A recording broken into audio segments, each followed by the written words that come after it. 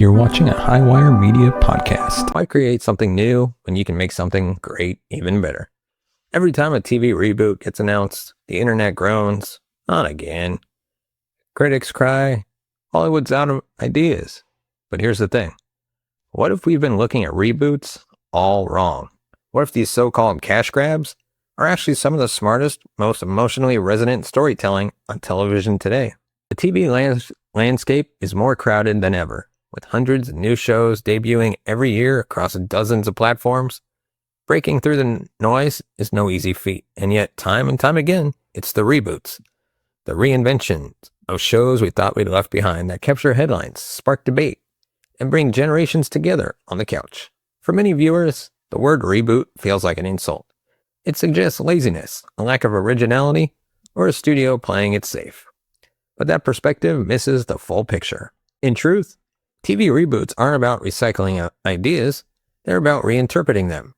They give creators a chance to revisit beloved characters and stories through a modern lens, to correct outdated narratives, and to use new storytelling tools to reach emotional and cultural depths the originals never could. From Battlestar Galactica to Cobra Kai, from One Day at a Time to Bel-Air, reboots have become a dynamic canvas for innovation, cultural reflection, and character evolution. When done with care and creativity, they're not just worthwhile, they're often better than the original. In tonight's episode of Let's Talk, we're diving deep into why TV reboots deserve far more respect than they get, and why, in many cases, they're better than brand new concepts. From nostalgia and cultural relevance to audience connection and storytelling evolution, here's why reboots aren't ruining TV, they're helping to redefine it. When discussing TV reboots, it's crucial to understand what exactly we're talking about, because reboot is often lumped in with terms like remake, revival, or spin-off, when in fact, they serve very different creative purposes. A reboot refers to the act of taking the central concept, universe, or characters of a previously aired television show and reimagining them for a new audience, usually with a new cast, a different narrative structure, or a shift in tone or genre. Unlike a remake, which aims to recreate the original show more or less beat for beat, think The Office UK to The Office US. A reboot typically keeps the core DNA of a show, but reshapes it to fit the sensibilities, concerns, and tastes of a more modern audience. Compare that to a revival, which continues the original story with the same actors and generally picks up where things left off. Gilmore Girls: A Year in the Life is a classic example. Reboots go deeper. They take a step back and ask, what made this show resonate? What parts of it are timeless? And what elements need to evolve? There are also soft reboots, which combine new material with existing canon. These often use legacy characters, aging protagonists now in mentorship roles, as narrative bridges to introduce new characters. Cobra Kai is the textbook example here. It continues the Karate Kid universe, but shifts the focus to Johnny Lawrence's redemption arc while still honoring Daniel Russo's legacy. And then there are reimaginings, which go even further. These take the original premise, but explore it in an entirely different light, often changing genres or narrative styles. Think Sabrina the Teenage Witch from '96, it's a campy sitcom, versus The Chilling Adventures of Sabrina, a dark supernatural horror drama from 2018. They share character names, but also almost nothing else. Understanding this nuance is critical to having an honest conversation about reboots. They're not inherently lazy or derivative. They're a specific form of adaptation that, when done well, can breathe new life into old stories, give creators a second chance to rework outdated or problematic themes, and serve as a cultural dialogue between generations. This distinction matters because the intent behind a reboot is what determines its value. A reboot isn't just a retread, it's a creative reset. When approached with purpose, it can become something not only as good as the original, but often better. One of the most common criticisms lobbied at TV reboots is that they rely too heavily on nostalgia. And while it's true that nostalgia plays a big role in why people initially tune in, it's time we stop treating that like a weakness. In storytelling, nostalgia is not a flaw, it's a feature. Humans are naturally drawn to the familiar. We associate certain shows with formative periods in our lives, childhood, adolescence, or even specific life events. These connections are emotional and deeply rooted in memory. When a reboot introduces a beloved setting, character, or theme, it's doing more than just appealing to a trend. It's tapping into a collective cultural memory and saying, remember how this made you feel? Let's explore that again with more perspective. Shows like Fuller House, Raven's Home, or Girl Meets World succeed because they offer comfort. They provide a familiar structure and an increasingly chaotic media landscape. But beyond comfort, nostalgia also has the power to provoke reflection. It forces us to reevaluate the past, recognize what aged poorly, and reconsider how we've grown since those original stories aired. Take the Wonder Years reboot from 2021. By shifting the narrative focus to a black family in the 60s Alabama, the series reframes nostalgia through a different lens. It doesn't just indulge in sentimentalism, it invites viewers to consider how memory and identity intersect, especially when it comes to race, history, and culture. And that's powerful storytelling driven by nostalgia, not cheapened by it. Moreover, nostalgia creates a built-in emotional shorthand. A reboot doesn't have to waste time introducing its world or tone. The audience already knows what it's stepping into, which allows for more creative risks. That's why a show like Cobra Kai can get weird and wild with its plotlines. It has decades of goodwill behind it, letting the writers have fun while layering in new themes. Also, let's not ignore the real-world benefit. Nostalgia brings families together. Parents who grew up with DuckTales now watch the reboot with their kids. It becomes a shared experience across generations, and that shared experience builds community, not just among families, but among fans globally. So when people say reboots lean on nostalgia, they're only half right. Yes, nostalgia gets you in the door, but it's not why you stay. You stay because the story resonates again, but differently this time. Reboots, when done right, don't just capitalize on nostalgia. They use it to build something emotionally layered, timely, and meaningful. Reboots correct the mistakes of the past. The television industry of decades past, though revolutionary in many ways, was also rife with limitations. Racially homogeneous casts, narrow gender roles, stereotypical portrayals of marginalized groups, and almost complete lack of LGBTQ+ representation. Many classic TV shows, despite being beloved, are relics of a more exclusionary media culture. Reboots offer an opportunity to revisit these stories with updated sensibilities, correcting those blind spots in the process.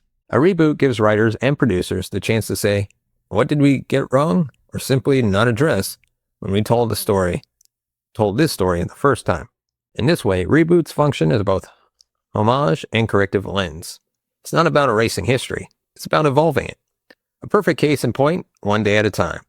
The 1970s version was a staple of progressive television, centering on a divorced white mother raising two daughters. But the 2017 reboot did more than just modernize the format. It reimagined the entire family structure, focusing on a multi-generational Cuban-American household led by a single mom who's also a military veteran. Issues like PTSD, immigration, and cultural identity were explored with humor and nuance. This wasn't just a better version of the original, it was a necessary one. The Charmed reboot made a similar pivot. The original featured three white sisters navigating their magical heritage. While iconic in its own right, it lacked racial diversity and was often criticized for its portrayal of feminism through a narrow, white-centric lens. The 2018 reboot brought in Afro-Latina and Afro-Caribbean leads, reframing the power of three with a culturally rich backdrop and dialogue about race, sexism, and classism in academia and society. These are not isolated examples. Roswell, New Mexico rebooted the original alien teen romance show with an emphasis on immigration policy, identity politics, and sexuality. The Equalizer was reinvented with Queen Latifah as the lead, challenging both racial and gender expectations associated with the vigilante genre. Importantly, reboots allow stories to age with society. They allow creators to say, this mattered to us back then, but here's what we know now. That self-awareness is invaluable. It reflects how we've changed as viewers, citizens, storytellers. Of course, not every reboot succeeds in correcting old flaws. Some still stumble, but the very existence of reboots gives the industry a second chance to get it right. In a medium where representation and perspective matter immensely, that opportunity is not just valuable, it's essential. Reboots aren't just about dusting off an old idea. They're about doing justice to the things we love by making them better, smarter, and more reflective of the world we live in now. One of the most persistent arguments against TV reboots is that they signal a lack of originality in Hollywood. Why can't they come up with something new, is a common refrain. But this criticism is based on a fundamental misunderstanding of how creativity actually works. The truth is, originality is rare, and it always has been. Most television series, even the so-called originals, are built on the backs of familiar tropes and narrative structures. Medical dramas follow the ER model. Legal thrillers echo Law & Order. Workplace comedies trace their lineage to the Mary Tyler Moore Show. Even Breaking Bad, often held up as the pinnacle of modern original TV, borrowed elements from Shakespearean tragedy, noir fiction, and gangster cinema. In storytelling, what matters isn't whether the concept is brand new, it's how it's executed. A well-done reboot that reinvents a known property can feel fresher and more impactful than a so-called original show that simply mashes together existing genres or themes without depth. Reboots have the advantage of starting with something familiar and then subverting, deepening, or radically altering it for modern viewers. Take Battlestar Galactica from 2004. Its original incarnation in the late 70s was a campy Star Wars knockoff with melodramatic flair and cardboard cutouts. The reboot, a gritty, politically charged masterpiece that used science fiction to explore 9/11 era anxiety, religious fanaticism, and the ethics of AI. It wasn't derivative, it was daring.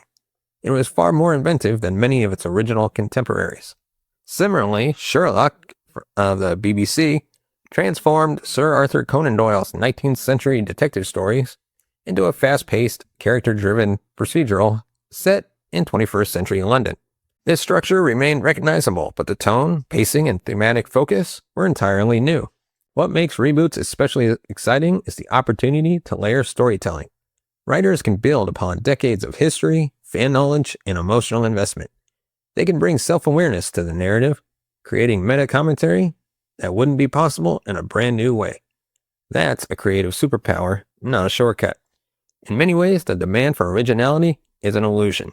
Audiences say they want new ideas, but the shows that gain traction are often those rooted in the familiar. That's not because viewers are lazy, it's because human brains are wired to respond to structure, archetypes, and emotional familiarity. Reboots, by design, speak that language fluently.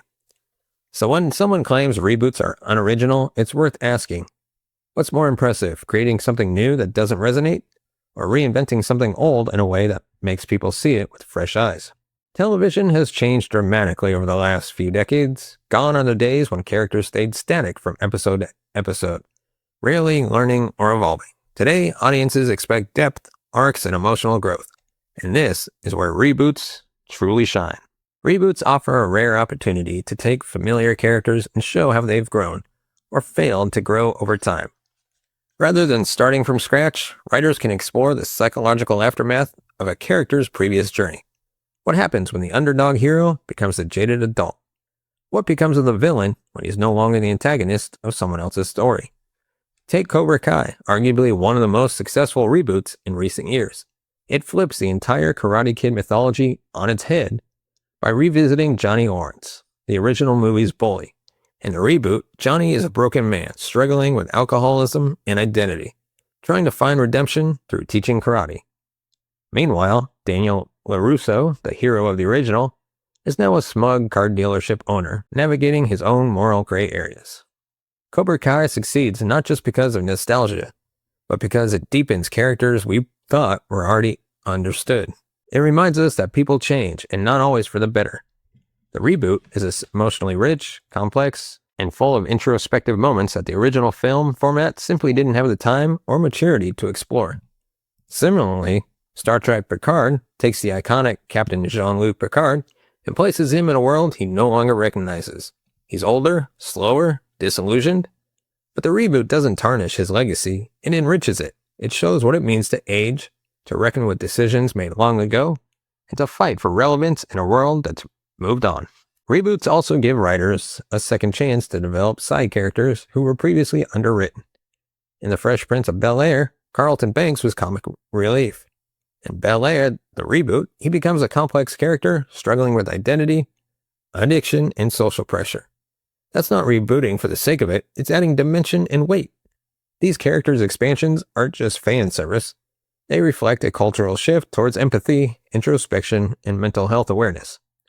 We no longer accept flat characters or clear-cut villains. Reboots give writers the opportunity to revisit these old blueprints with modern tools. In doing so, they prove that character-driven storytelling isn't about where a person starts. It's about how far they've come, and how sometimes, the second time around, we understand them a whole lot better.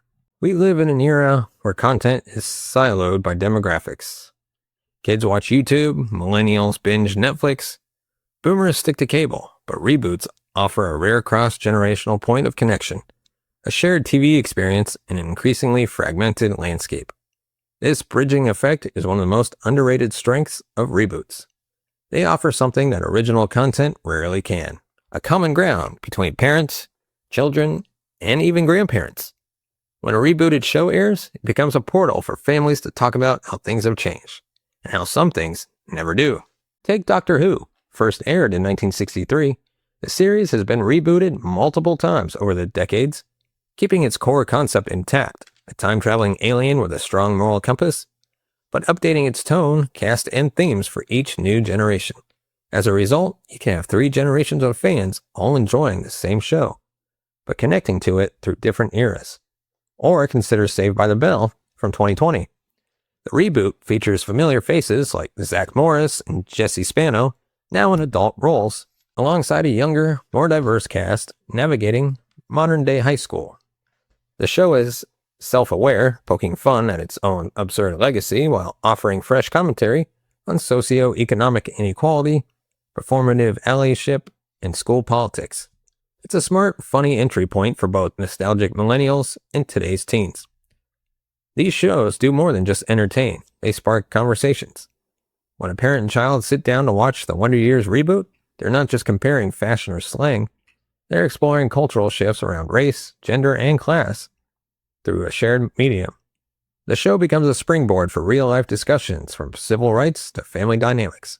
This is especially valuable in today's divided media landscape. Most shows target specific audiences and narrow niches. Reboots by design reach wider. They tap into existing fan bases while also attracting newcomers with contemporary relevance. Even cartoons aren't exempt. DuckTales from 2017 brought back Scrooge McDuck, Huey, Dewey, and Louie with modern animation and layered storytelling that appealed to both kids and nostalgic adults. Didn't just retell old tales, it introduced a new generation to adventure, teamwork, and curiosity. Reboots in this way became shared cultural rituals. They allow multiple generations to laugh, cry, and debate together. That kind of communal experience is increasingly rare and incredibly valuable. So when a reboot hits your screen, it's not just a remake, it's a bridge. A way for your childhood heroes to meet your kids' new favorites. A way for your memories to make new ones. One of the most practical yet powerful reasons why TV reboots are thriving lies in their built-in audience. In a time when television networks and streaming platforms are flooded with original content, often released all at once with a little fanfare, reboots provide a rare advantage: immediate brand recognition. That alone can be the difference between a show that fades in obscurity and one that becomes a conversation piece. From a production and marketing standpoint, this built-in audience means lower risk. Networks don't need to spend as much on introducing a brand new concept to an unfamiliar audience. With a reboot, the name alone already resonates. There's a nostalgia-fueled curiosity that drives initial viewership, just enough to give the show a chance to hook audiences with something deeper. When The X-Files returned in 2016, millions of fans tuned in out of loyalty to Mulder and Scully. Similarly, Gilmore Girls: A Year in the Life became a major cultural event upon its Netflix debut because the fan base had never gone dormant. It had been simmering, active in online forums and fanfiction sites, waiting for the next chapter. But here's where things get interesting. That built-in audience doesn't mean the show is creatively shackled. In fact, the success of a reboot's launch often gives showrunners more leeway to take creative risks. Look at Riverdale, a reboot of the wholesome Archie Comics universe that pivoted hard into noir, psychological horror, and teen melodrama. That gamble might not have worked with an unknown IP, but the familiarity of the characters gave the show just enough rope to swing big and weird. Similarly, Bel-Air didn't just coast on the legacy of the Fresh Prince, it used the familiarity to dive into deeper explorations of Black identity, privilege, and trauma in a way the original sitcom format never could. It brought in audiences who knew the show's name, but stayed because the story was bold and relevant. The cultural attraction also works in reverse. A successful reboot often rekindles interest in the original. Streaming platforms have reported spikes in viewership for classic shows after a reboot premieres.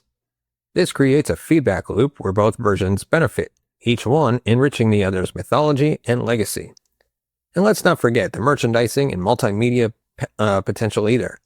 Reboots bring old brands into new markets, comic book tie-ins, Funko Pops, soundtracks, and fan conventions. These peripheral elements matter, especially when maintaining cultural momentum and building long-term fan engagement. Reboots aren't just creative viable, they're strategic. And when business sense meets storytelling ambition, you get the sweet spot where both audiences and creators win. It's easy to label reboots as lazy. On the surface, it can seem like studios are simply recycling old material instead of investing in fresh ideas. But this oversimplifies the process and completely ignores the artistry that can go into a reboot done right. In truth, a reboot is not a shortcut, it's a challenge. And when creators rise to meet that challenge, the result can be incredibly innovative.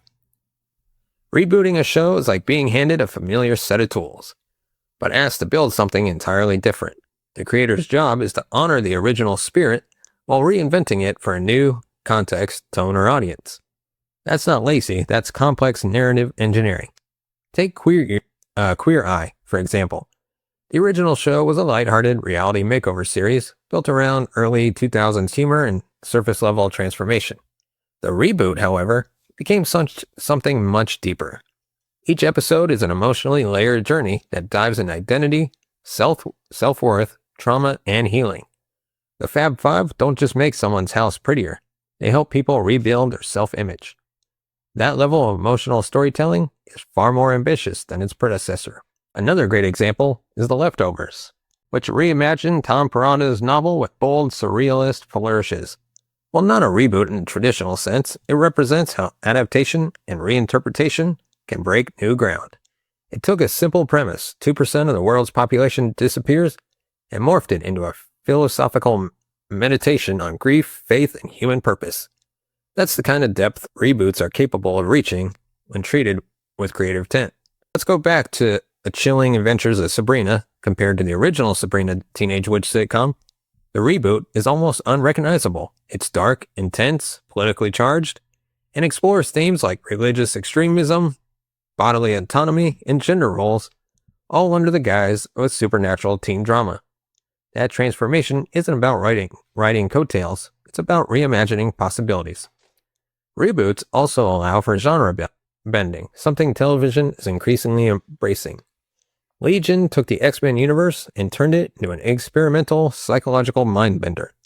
HBO's Watchmen, though technically more of a continuation, built upon the existing mythos to tell a new, provocative story centered around Black history and white supremacy in America. In many ways, reboots are a proving ground. They ask, can we do better with the same raw material? Can we tell the same story through a different lens and get a deeper truth? Far from lazy reboots, especially modern ones, often require more creative ingenuity than starting from scratch, because they must satisfy two demands: honoring what came before and daring to be different. When they succeed, it's not in spite of the reboot format, it's because of it. If there's one overarching reason why reboots are not only justified but necessary, it's this. Society has changed. Our understanding of identity, inclusion, power structures, and representation has grown exponentially in the last few decades. What was once considered just entertainment is now recognized as a mirror reflecting the values and blind spots of its time. Reboots provide an essential opportunity to re-examine those reflections and rewrite them for a more aware and inclusive world. Many older television shows were products of their time, and that's not necessarily a criticism, It's a reality. Shows like Friends, Cheers, and Seinfeld, while beloved, often featured all-white cast, minimal LGBTQ plus representation, and gender roles that now feel outdated. They weren't malicious, but they were narrow. A reboot gives those same stories a broader lens. Consider the L Word Generation Q, a continuation reboot hybrid of the early 2000s series The L Word. The original broke ground for lesbian representation, but was often criticized for its lack of diversity and problematic portrayals of trans characters. Generation Q attempted to rectify those flaws, introducing a more inclusive cast across the spectrum of race, gender identity, and sexual orientation. It didn't erase the original, it evolved it. Similarly, the Princesses of Power transformed the bright, toy-focused 1980s original into a thoughtful, emotionally intelligent series that celebrated LGBTQ plus characters, mental health awareness, and the complexity of personal growth. It wasn't just a girl power show anymore. It was a powerful allegory for empathy and resilience. This isn't about wokeness or checking boxes. It's about acknowledging that culture moves forward. Good storytelling adapts. Reboots allow for these shifts without sacrificing the essence of what made the original story impactful in the first place.